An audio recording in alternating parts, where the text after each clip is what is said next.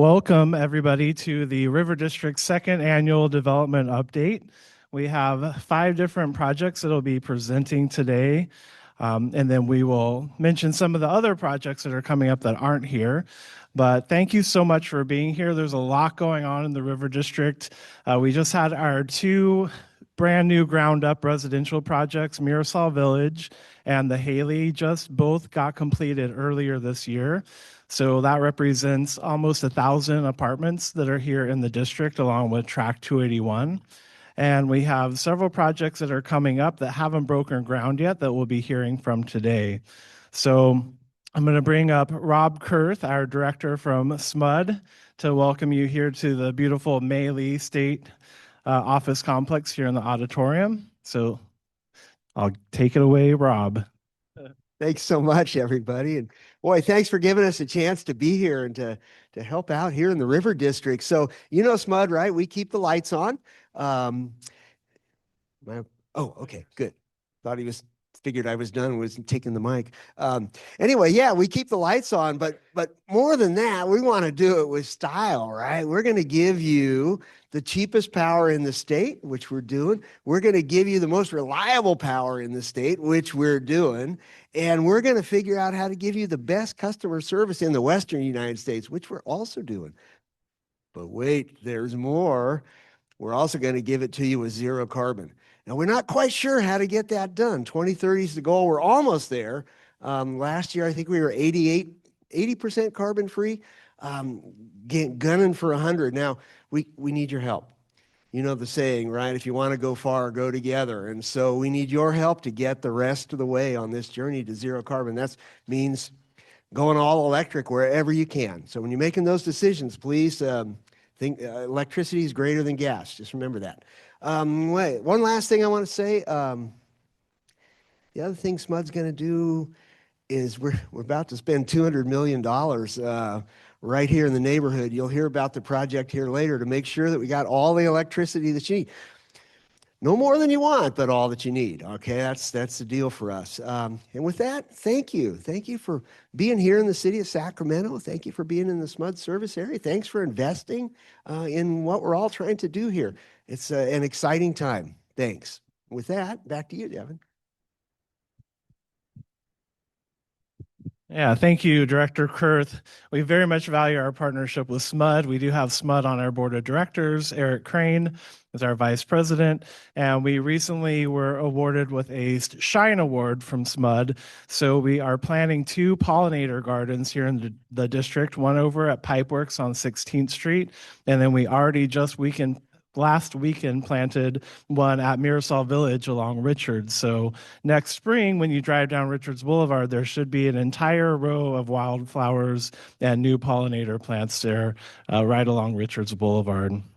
So one of the most exciting projects coming to our neighborhood is nearby in the Railyards, and it's the Kaiser Permanente Railyards Medical Campus. So, actually, before that though, we have Alchemist Public Market, which is going to be breaking ground very soon over on 10th and North D with their public market project. So I'll bring up Sam Greenlee, who is the executive director of Alchemist Community Development Corporation. Thank you, Devin. And I'm setting myself a timer so I don't go over time.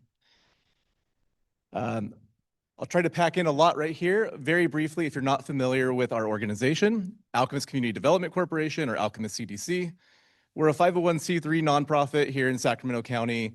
We do community development and economic development through the local food system. That means running certified farmers markets, providing CalFresh and Market Match at farmers markets, running community gardens, doing emergency food distribution to the most vulnerable families in the Sac City Unified School District, a food entrepreneurship program called Alchemist Kitchen, and more in the pipeline. But this project in particular, Alchemist Public Market, is located very nearby at the corner of North D Street and North 10th Street. It's the big vacant lot with the fence. And let's see. So this site is doing a lot. We are really bringing all of our programs together into one space with the Alchemist Public Market project. At the core of the project, not public facing, is a commercial kitchen. We currently operate a commercial kitchen as a commissary on El Camino, just off Del Paso. We lease that space, but this is going to be a brand new kitchen that will be able to incubate 40 to 50 small food businesses to give them the chance to affordably, legally produce food to sell offsite. We currently have about 30 businesses in our existing kitchen, so this is going to be an expansion. And this, of course, is a brand new kitchen. It's going to be a very nice space for them. And speaking of SMUD's climate goals and targets, our entire campus is all electric. There will be no gas connections to the site, which means that this kitchen is an all electric kitchen as well. So that these new food entrepreneurs coming up through the program, they're going to be cutting their teeth using induction, working in a space that is cooled by heat pumps and safer without open flame. So we're really excited about that. So that's kind of the heart of what's happening there with industry, but then so much of the site is public facing. We will have attached to that kitchen, we'll have a cafe with beer and wine bar. It'll be a full service cafe, coffee, drinks made to order. It'll also include a small corner store, a really unique little grocery model. Of course, there are some great restaurant supply stores in the River District, but there are no grocery stores here that can accept SNAP benefits or WIC. And we have a lot of residents in the River District who get those benefits and need to spend them. So this will be a place that has all the staples so that we can accept those benefits for food access. It'll also be a first retail shelf for many of our small food businesses making gourmet artisanal products. So it'll be a range. We will also have outside a food court. So a courtyard with a nice shade structure and plenty of native trees and other native plantings. And 4 food trailers that will be permanently parked and 4 food pods, which are mini restaurants with a vending window. These are all electric as well. This will be a space in which our businesses who want to have a restaurant or a food truck or a food trailer in the future can incubate for about 3 years. They can get their experience, build their brand, build their sales data so they can go get an SBA loan and put their roots down somewhere in the greater Sacramento community. We'll also be hosting a weekly farmers market on site, all sorts of community events. We're hoping it can really kind of become the heart of the emerging neighborhood. Let's see, my time is running short. So I'm going to move over to updates. And if we have time, I'll move back to describing the project a little bit more. This would have been handy to have on during that last section, but you can get a sense of what we're building. So we hope to have broken ground by this moment right now. We're well past planning. We're in 3rd phase of building permits, but the federal shutdown did impact our timeline. We have about $8 million coming from the state of California for this project through the California Jobs First pilot program. And we have about $4 million coming from the U.S. Economic Development Administration under the Department of Commerce. In January, they lost about half their staff to layoffs. So they've already been impacted and delayed. And then with the shutdown, our bid package has just been sitting there unreviewed because we can't publish our bid package until they sign off on it. So the good news is we heard from our project manager at the EDA this week that he still exists. He had been talking about early retirement as the shutdown dragged on, but he's back and we have a meeting in December. So things are coming back. We're just delayed by a couple of months. So we should have a bid package going out soon and anticipate a groundbreaking very early 2026. And this actually should still be opening by the end of 2026, maybe a little later in the year than we hoped, but this site should be up and running by then. We're really excited to bring this to the community, and yeah, I guess should I open up for questions at all at this point? Or? So yes, please, if you have a question. Go ahead.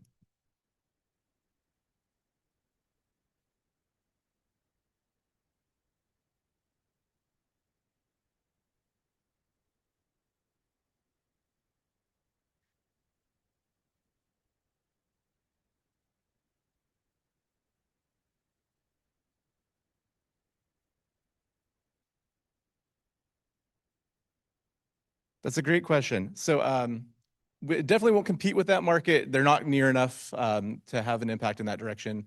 We currently run 4 certified farmers markets. It'll be 5 in 2 weeks. We're taking over the Elk Grove market, and it'll be 6 early next year, or January next year. So we do have a lot of experience running farmers markets. It will be difficult for a while. The neighborhood doesn't quite have enough people for a traditional one, but we have a lot of benefits that we own the land. We can keep all the items on site. We can keep it small initially. So thankfully, there are a lot more burdens that come if you're trying to run an off-site market. So we can definitely do it successfully here. We can even shift it to a farm stand for a while if we have to do it that way. But we want to make sure that we have a broad diversity of local agricultural products there. And then the corner store too, we anticipate that most of our Snap and Wick have all their own requirements. There are things we have to carry bananas. They don't grow bananas locally. But a lot of our produce in that shop will be coming from our local farmers too. So even on a non-farmers market day, your onions are going to be coming from a local farmer. Thank you. Yes, sir.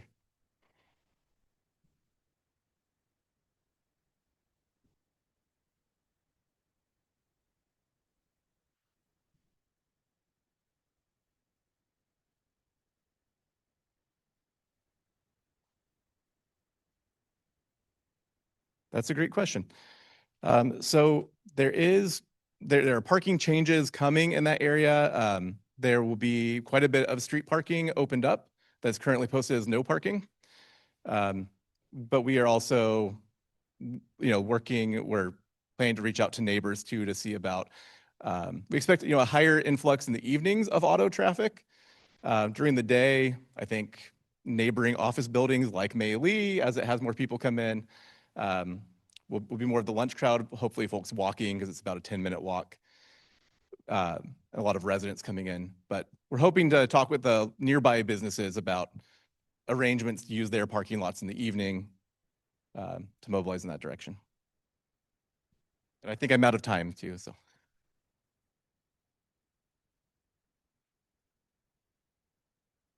Right, I'm going to be meeting with neighbors. Okay.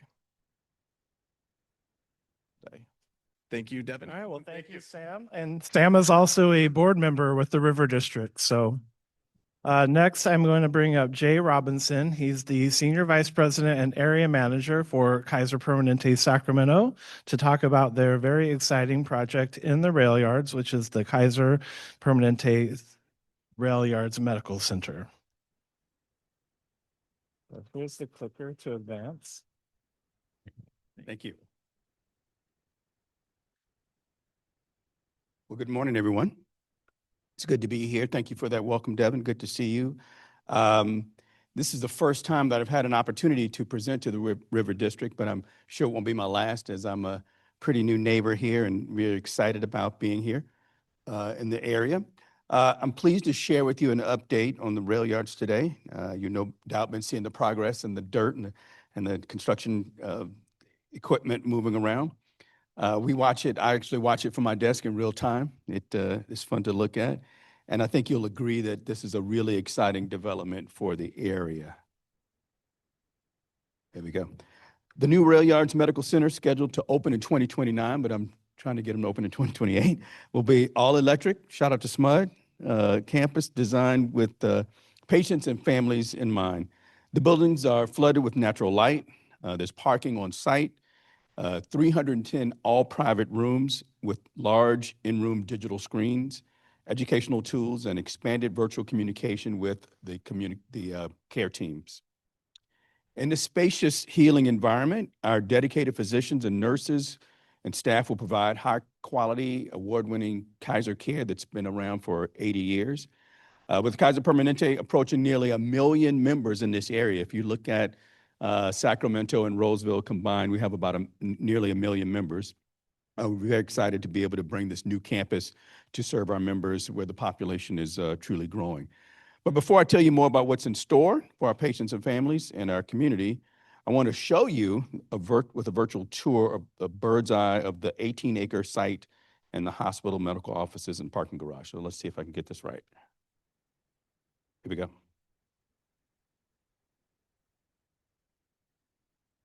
We need music with this. It's So that's a good idea, Michelle. That's the hospital you're looking at there, kind of flying over.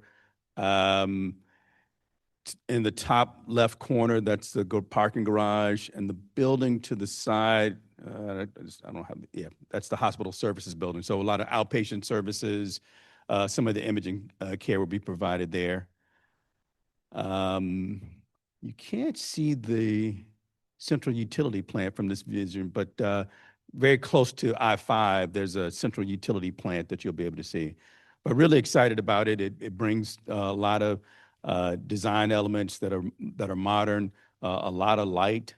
They even on one of the sides of the building preparing it for soundproofing because of the stadium, just making sure that the noise from the stadium doesn't impact the healing environment. We also have the ability to turn that, yeah, there we go. It turns purple, so we can light the beam kind of our style when we win. So really excited about that. Let's see. Before you start construction, you have to have a groundbreaking, and I have to tell you the groundbreaking held in March was truly inspiring, and it's special for me, really a career highlight for me. Certainly want to acknowledge Michelle and Jennifer out there. They played a lot of big role with the planning. We opened with a land acknowledgement, and this ceremony was a meaningful way to honor the history and contributions of the indigenous people who inhabited this land for thousands of years. The event also marked a major boost to the ongoing transformation of downtown, turning Sacramento to a thriving city. And I truly believe it's changing the look of downtown. So really excited about this Renaissance period. You're going to see a lot of projects that come since we had our groundbreaking. Obviously, the stadium is coming, but a lot of dining and entertainment that's coming into focus right now. So very excited about that. So I think I have one more video to show you. Let's see. There we go. And this has music.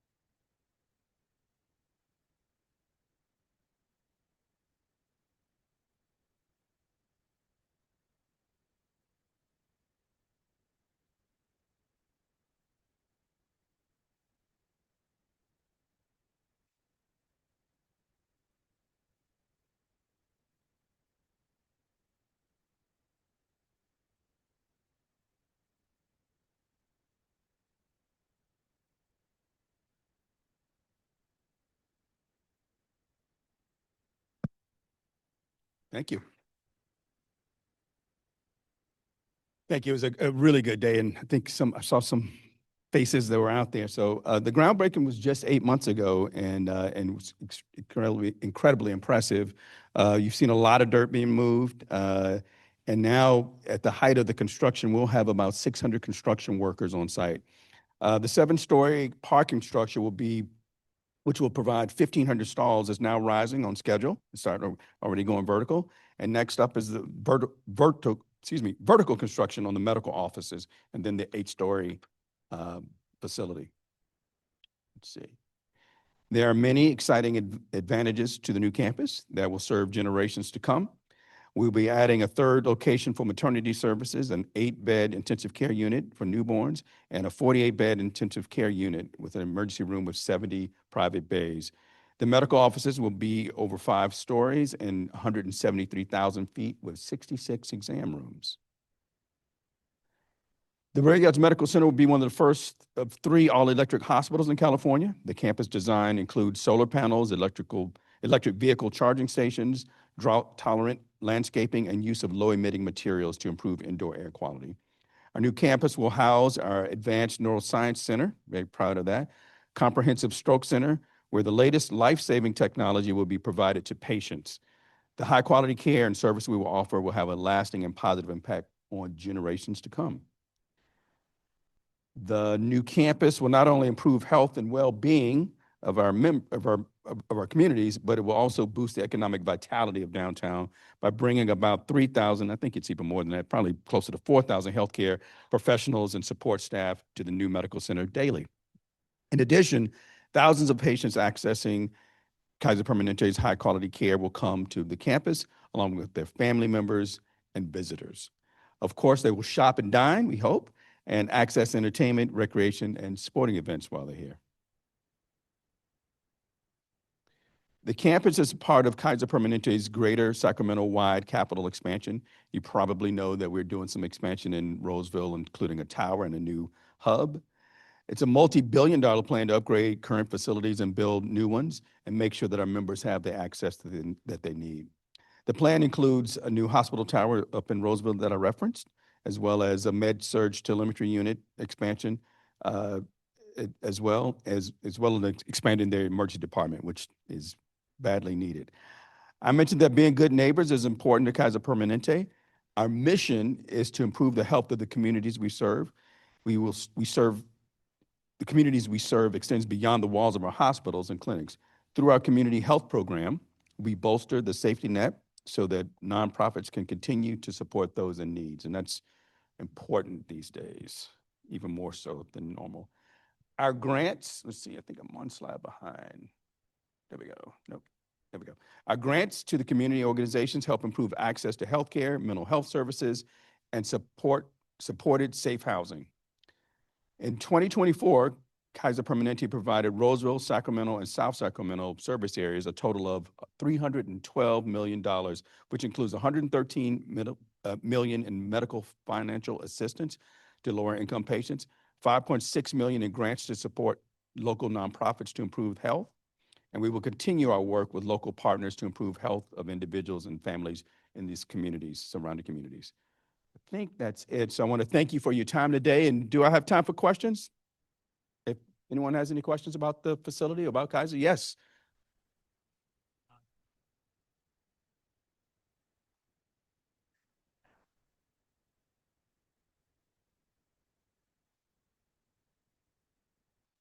You know, we haven't, I don't think we've done any analysis like this, and I'm looking to Michelle and Jennifer, but I don't think we've done that.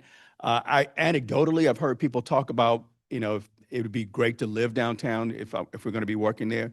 A lot of the staff who currently work at the Morse Avenue facility would consider moving closer if there's appropriate housing. So anecdotally, I hear people talking about it, but no analysis has been done at this point. Yes.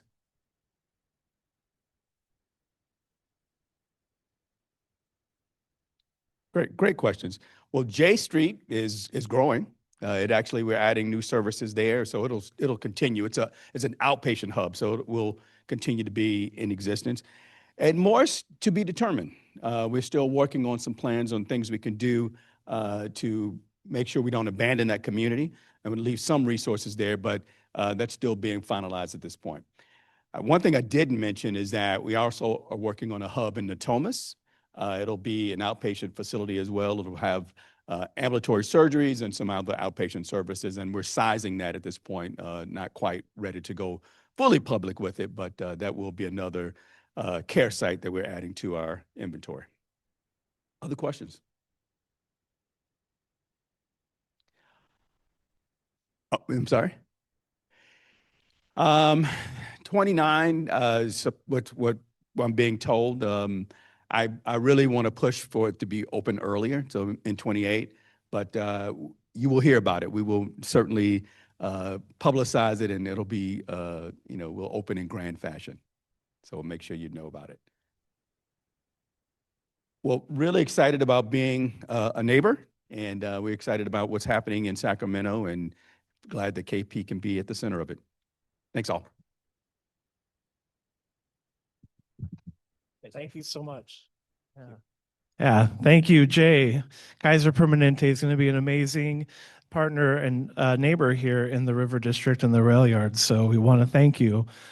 We have SacRT, and unfortunately, Anthony Adams, who's the Director of Planning, is ill today, so he is at home, but he's going to join us remotely, and so I will have to move his slides for him. But Anthony, can you hear us? Do we hear you?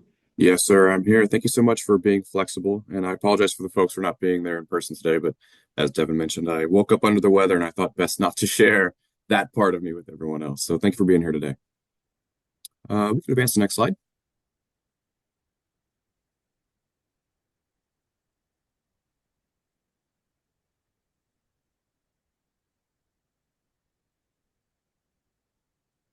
All right, folks. So this was a huge project about a year and a half ago. I know Devin, for instance, and maybe a few folks in the room probably came to the SacRT board meeting to advocate for this project, the Dos Rios Light Rail project. This project is $43 million, $31 million in state funding. Part of that state funding was the Transformative Climate Communities. We were one of the first projects in the state to receive that funding. We ended up getting some supplemental funding from the state as well, and then recently got an $11 million federal grant to fully fund the project. Great project, as it supports the Marisol Village transit-oriented development. So we have a nice affordable housing development. We need to make sure that they have access to high-quality transit. That's what we're going to be doing with this Dos Rios light rail station. Just recently, there was a 15-day disruption in which we had to shut down the Blue Line completely. If you guys that were driving through downtown, you probably saw that K Street was closed down as well. You could not drive on that. That was because of this project, actually. We were running single track the entire way, and then we had to shut it down around Dos Rios. During those 15 days, we did lots of progress. I'll show you some pictures in just a little bit to show you some of the projects that we did. But we are really advancing this project quickly. We're actually a little bit ahead schedule and under budget because we have a great contractor. We are going to be doing single track operations as well, all the way through mid-April of 2026. So there might be some disruptions on Blue Line. We hope not to have any delays, but I'm sure, as you can imagine, when you have single track operations, sometimes resiliency is a factor in there. As I said before, we are on schedule and we're hoping to open up in fall 2026. I think we're now booked for October. We'll have some regular updates as that occurs. Next slide. Next slide.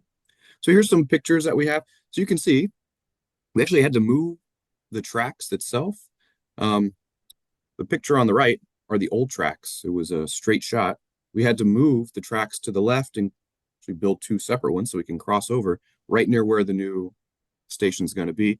So it was a big deal. It's not just building a station. We had to realign the entire tracks and the OCS poles.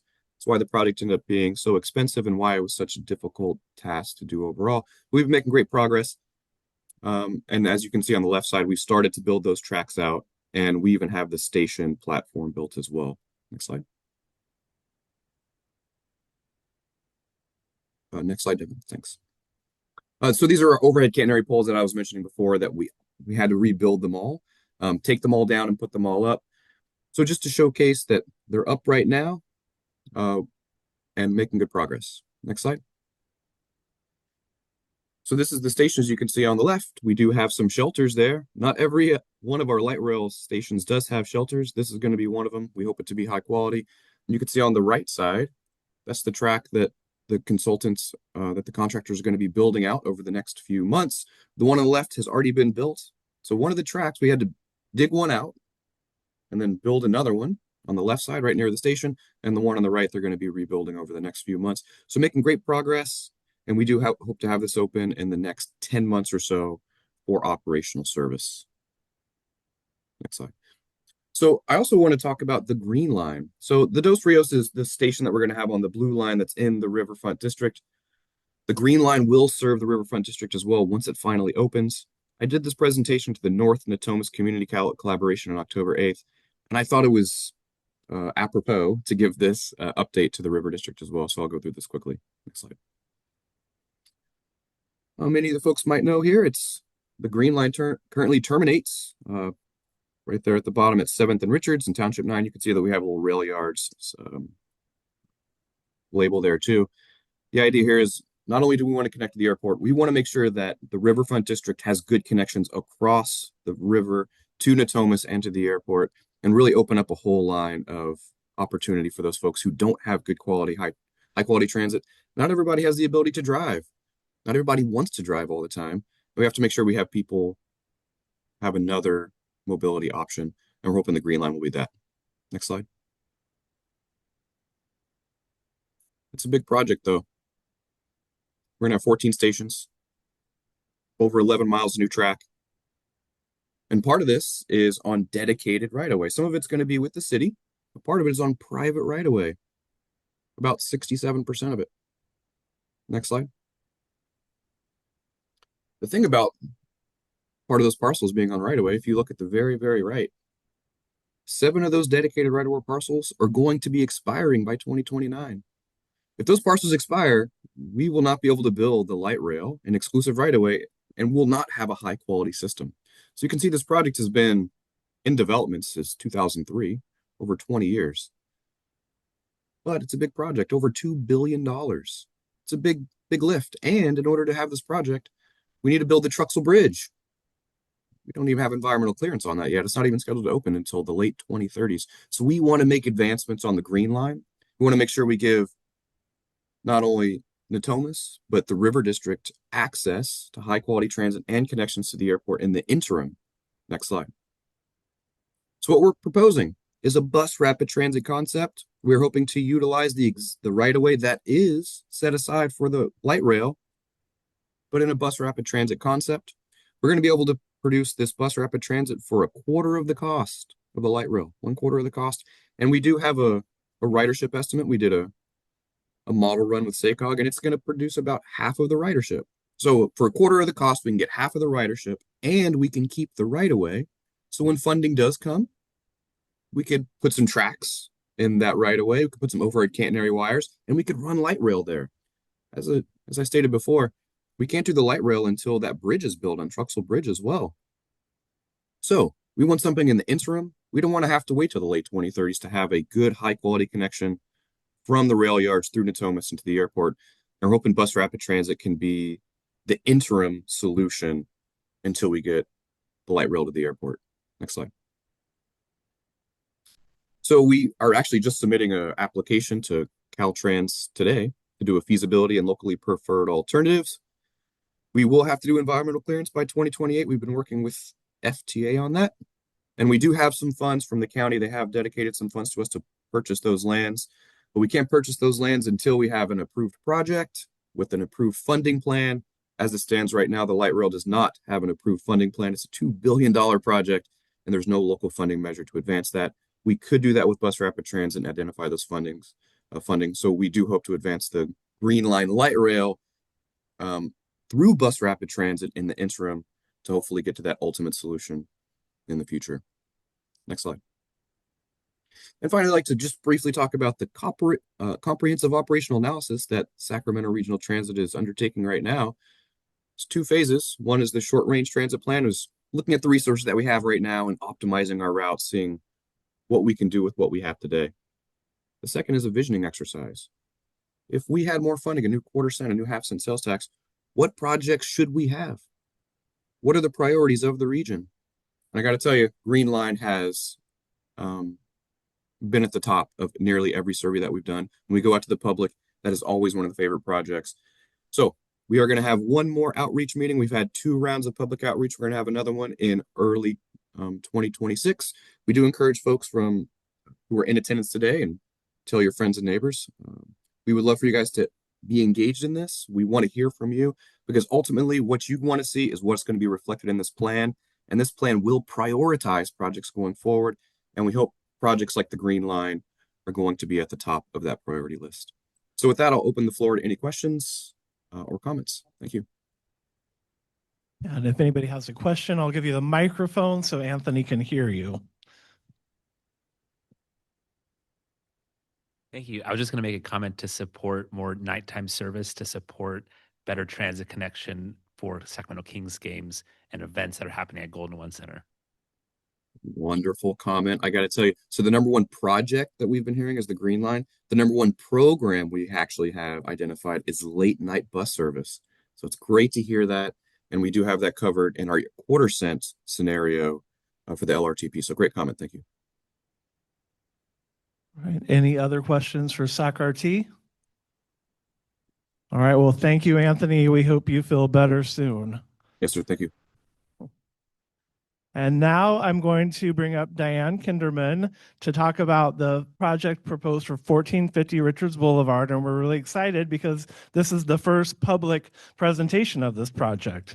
So thank you, Diane. Thank you, Devin. I appreciate that. And I'm going to trail by bringing up Brian Holloway as well. Thank you, everyone, for being here.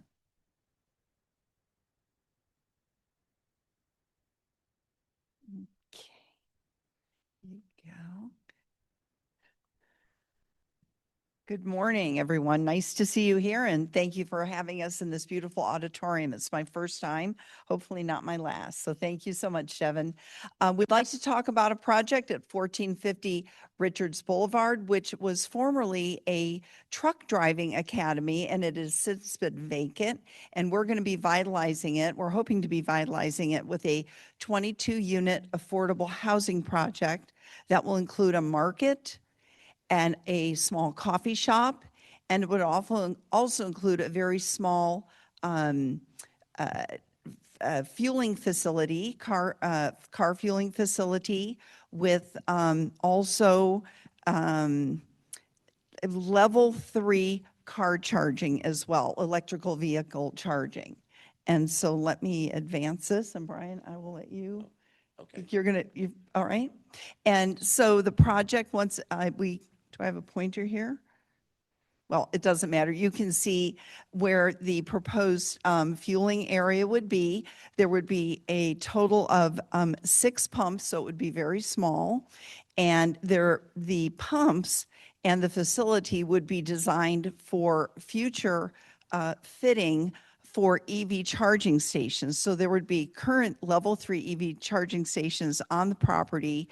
But when people are reducing their reliance on fossil fuels, as we are all trying to do, those fuel pumps can simply be removed and turned into EV charging stations. So at the end of the day, it would only be EV charging stations, in addition to the affordable housing, as well as the market and the coffee shop. This project is consistent with the city general plan and with future zoning, and it provides a perfect opportunity for residential and commercial complex right near a light rail station at the entry to the city. And the smaller scale residential apartments would be 1 and 2 bedroom, and as we said, they will be affordable according to the law, not just by design. And it's going to provide additional activity, lighting, and security to the area that's much needed here, in addition to a market that's been needed. And it will be a convenience type market, but it will also offer healthy foods and be also serve people with available programs such as SNAP and WIC and other important food programs. But we'll have a lot of fresh foods and other offerings, local made offerings, bakery offerings, and other things as well as farmers market type offerings at at the market as well. But it will certainly not be the size of the farmer's market we just heard about, which sounds exciting as well. There will also be alcohol restrictions at the market. There won't be single sales, and there won't be any of the type of malt beverages that are sold in large quantities and large sizes, what they're called no 40s, as it says. And no small wine bottle sales. They all will be large wine bottles. So it would be designed to discourage alcohol consumption. Obviously, people trying to have a quick opportunity to drink and possibly cause a problem. So there will be extensive security that will be tied into the local police station. And the applicant for this project who's here today, Mr. Kabul Singh, has operated similar commercial businesses such as this around the state and and around Sacramento, the city of Sacramento, and has an excellent reputation with the communities there, as well as with the local police departments. And as this project advances, we can provide more specifics on that, the locations of his other projects, and also positive input from other police departments as well. As we said, the proposed fuel station is going to include installation of the level 3 charging, facilities. Level 3, they're what charge the most quickly, as most of you here know. And again, everything will be pre-wired for conversion as the need for the fueling pumps is reduced in the future, which is something we're all hoping for. And then it's a smaller than typical fuel station as well, with only the 6 pumps. So it's not going to create any circulation or traffic conflicts either within the site, circulation within the site, or going on to Richards Boulevard. Just another view of this here, a site plan. And this is what some of the features, the elevations for the apartment complex might look like. As again, I said they would be 1 and 2 bedroom affordable housing. The extensive frontage and side yards will be very well landscaped, and we showed this in the initial one. I think, let me go back here. Yeah, in the initial photograph, and there will be a little more landscaping on the interior as well. And it also removes inconsistent truck driving use at an important entry to the city and our river district. And Brian, is there anything else you'd like to add about this? Well, as you can see, it's a pretty tight site. It's 1 acre in size. It's really at the front door of the river district. And if for your mental map, it's basically next door to Battery Bill. So that would be right next door. One thing that's unique about the project is with the 22 apartments, we're actually providing no parking for the apartments, because if you remember from the presentation from Regional Transit, there's 2 light rail stations right across the street, very much within walking distance. So the idea is to encourage these tenants to use light rail and the bus system. And we're encouraging that by not having parking for them. And thank you, Brian. And the project is consistent with the general plan, and the zoning will be updated as part of your specific plan update here for the River District. So as soon as we can get your specific plan updated, we will be able to commence construction of this project. Right. And we've encouraged to have majority of the landscaping and the trees right at the corner to help beautify the entrance to the River District. Thank you. Questions? Thank you. Any questions? Yes, sir.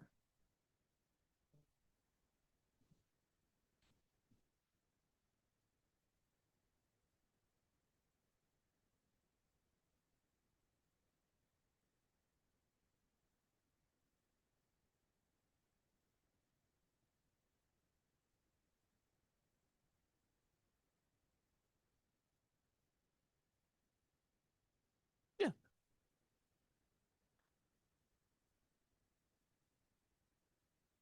Good point. We'll take a look at that. Thank you for that. Yes.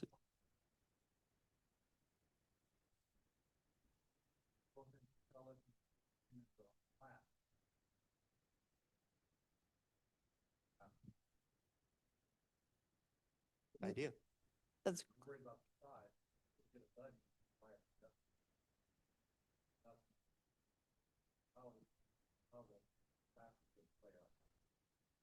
That's a very good point, and we will talk further about that with Mr. Singh, absolutely, and his suppliers. Thank you, Tom. Thank you. Excellent question over here. points.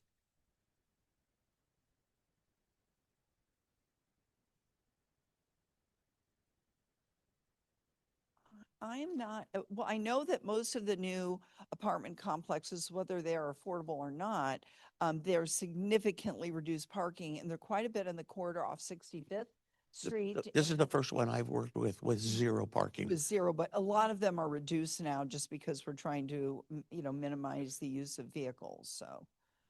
But I'm not aware of any that has zero. No. Yeah, yes, sir.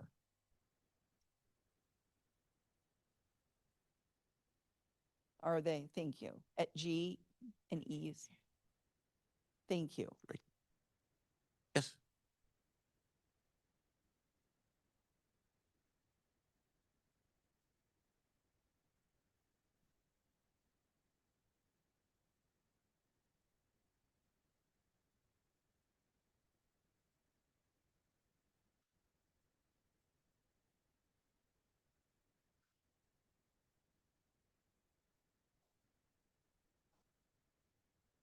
I think it's certainly feasible and Yeah. appropriate for it. I mean, Mhm. we're a city, we're an urban area. I came from Chicago. It's all built, that's how things are built. So, a long time ago, but yeah, and Sacramento seems to have been emerging the way the city's planning appropriately, and the River District and other such, districts and PBIDs around the area. That's what we're aiming for, this type of And actually, the residential next to commercial and, office uses. the city council members and the planning staff are very much encouraging more mixed-use projects. And if you can squeeze in some housing, please try and do that. So very encouraging of that. And we're starting to be able to do that. Mhm. And the city is supportive of that. We appreciate it. Great questions, everybody. Thank you very Anyone much. else? Thank you so much for your time. Devin, thank you. You're welcome. Thank you. All right, we have one more presenter today. We have Tim Patton with SMUD to talk about the SMUD Substation J project on North B Street. Click forward with the right button. Right. Okay. That should okay. Good morning, everybody. We've got all these great products, so how are we going to power these projects? I'm Tim Patton. I'm with the Regional and Local Government Affairs team at SMUD. Again, from SMUD, we have Board Member Kurth, who you heard from earlier today, Eric Poff, who's in charge of our substation planning team, Gamma is part of our media team, Tron has been basically the project manager for this project, and of course, Eric Crane from Government Affairs. I'm with the RLGA team. I like to call that, RLGA is short for regular. So we try to be as regular as possible in our department, but sometimes it's anything but regular. And I hope I know how to do this right. So you're going to see a picture, aerial picture of Station J. This is at 1228 North B Street in the River District. I'm very proud to say that on Tuesday night, we received City Council approval, unanimous approval for Station J. We've done extensive public outreach on the project. We've met with the Mansion Flat, Alkali Flat Neighborhood Association. This is now our second presentation to the River District. So we're trying to be as proactive as we possibly can with our projects, especially this project, which is going to be a vital part of not only the River District, but a lot of downtown projects. So as you can see on this slide, there's a lot of construction happening, a lot of planned projects happening in downtown Sacramento, in the Railyards. Probably, I would say, at an unprecedented level. Driving in this morning, I saw all sorts of construction crews out at the Railyards. So we're really seeing a lot of work taking place right now in the Railyards. Over 200 downtown development projects are either being constructed or are in the works, which is going to put an extensive amount of pressure on our load growth and the need to construct new substations. Primarily, these are commercial and residential projects. And I think that's what we want to see in downtown is a vibrant downtown with a lot of commercial and residential projects. The property is located on 1220 North B Street. I think it's 1228 North B Street to be exact, on a 10.3 acre property. This is the old General Produce site. So if you're familiar with that site, General Produce is a long-standing company in Sacramento. I'm not sure exactly how many years, but they've been probably here close to 100 years. We acquired the former General Produce site in 2021. It was leased out to a trucking company as a tenant for the better part of 4 years. They have vacated the property as of September of this year. And now I'm proud to say that we received the demo permit from the city of Sacramento last week. And so we're in full-blown demolition phase right now. So every structure that's on the property is being demolished. You can see the boundary of Station J. This is, again, very aerial view, high level. You've got essentially 14th Street to the, let me get this wrong because I'm directionally challenged. 14th Street to the, would that be the east, Eric, or the west? The west, okay. And then 12th to the east. So the project is kind of bounded between 14th and 12th Streets, really close to Loaves and Fishes. I will say with the project, as you can imagine, there's been a lot of unhoused individuals near the site. We're working very closely with the City of Sacramento's Department of Community Response team and the Volunteers of America to provide adequate assistance to anybody in the unhoused community that is in any way impacted by this project. And for us at SMUD, this is also a safety issue, and we want to protect anybody unhoused or anybody walking down the street from this site. People, unfortunately, do get hurt when they're encroaching substation properties, and so we don't want to see anybody get hurt on any of our sites. Project background, as I kind of alluded to earlier, it was used as the General Produce Distribution Center. A small portion of the site was actually a car engine repair shop. The area is zoned industrial commercial. And this is essentially going to be the substation that serves, I'm going to say, the Railyards, but it's also pretty much anything west of 12th Street in downtown Sacramento. So as you can imagine, with the Kaiser Permanente, the soccer stadium, I mean, these are really large projects. And as Board Member Kurth alluded to, this is a $200 million project. To put that into context, the Golden One Center was $550 million. So this substation alone is almost half the cost of where we see our beloved Kings play. So it's a very, very expensive project, but it's going to serve the community well. Again, some more aerial shots. I'm a visual person, so if there's a lot of pictures and illustrations, that's because I'm a very visual person. Kind of the nitty-gritty details of the substation. I won't get into the technical aspects of it as far as like the load capacity, but let's just say it's going to serve a good portion of downtown and the Railyards. Some more visuals. You'll see like 3 transformers, but eventually there will be 6 transformers as part of the project. And then the next couple of slides will be kind of exteriors of the site. So this is actually the ballistic wall that will be erected around the perimeter of the substation. And these are very, very strong walls, ballistic walls, because we're finding, not here necessarily in Sacramento, but there's been a recent phenomenon of people shooting into substation sites nationally. So we want to protect our substations as much as possible. And so these walls will be essentially, they're ballistic proof. So we don't want to see anybody firing into our substation properties. Just some more up-close illustrations.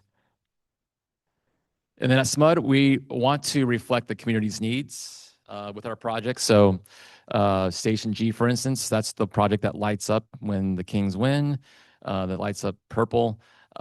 So we want to actually have a project that's very reflective of the community and the adjacent area. So we've been working very closely with the River District, the Neighborhood Association, to possibly, or not possibly, we will have art murals as part of the project, but we want something that's going to be reflective of the neighborhood. So there will be art murals on portions of the property.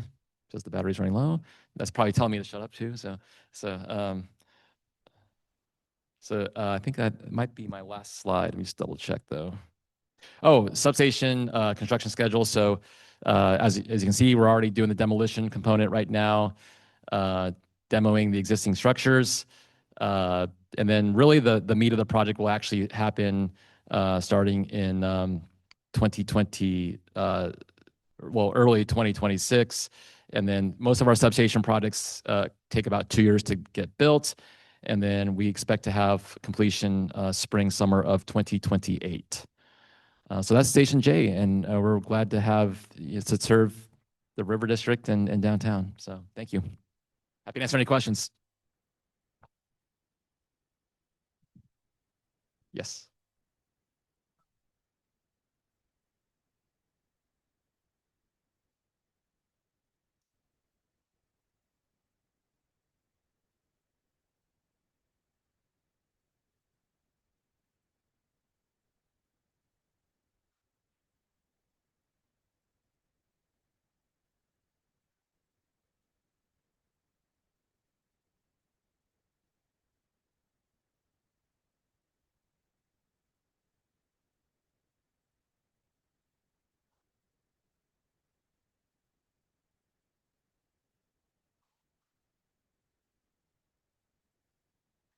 It's a great question. I think for us as SMUD, our primary concern is we don't want to see anybody get hurt. So that's first and foremost, and that's why we don't want to see anybody encroach the property. That's why you see really thick walls that are 10, 12 feet tall. So we don't want to see anybody trespass onto our property and get hurt. We've seen cases of like that nationally where people have encroached on properties and unfortunately paid the ultimate price. We're working very closely with the Volunteers of America. Gama and Tron from SMUD's team have been working very closely with them. Eric Crane from my team, and then obviously the Department of Community Response to provide any necessary assistance with any unhoused individual that's being impacted by the project. So I think for us at SMUD, it's to make sure that nobody's getting hurt with this project, make sure that people are safe. Obviously, Loaves and Fishes is right there. It's pretty much adjacent to this property. So working with them as well to make sure that anybody that's impacted by the project has the adequate resources. But I think it's primarily working with the city's community response team to ensure that that the necessary services are provided to those individuals.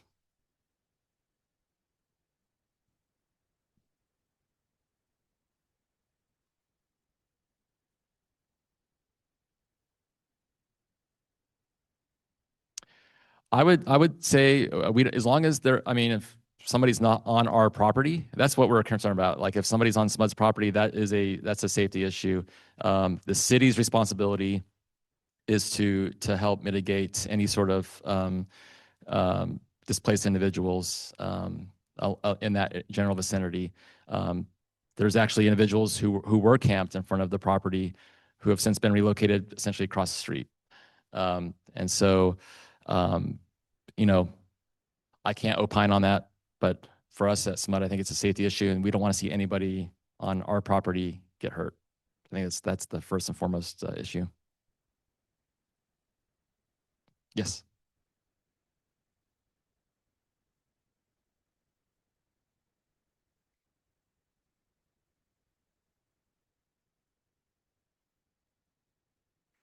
I think we're going to work with the design team with the city of Sacramento to see what we can do, to see what can be, done to activate that front area. So I think over the next couple of months, 3 months or so, we'll be working closely with the city of Sacramento's design team and see what can be done. So I don't have a definitive answer as to say that, we can do something right now on the front side of the property, but we will certainly explore that.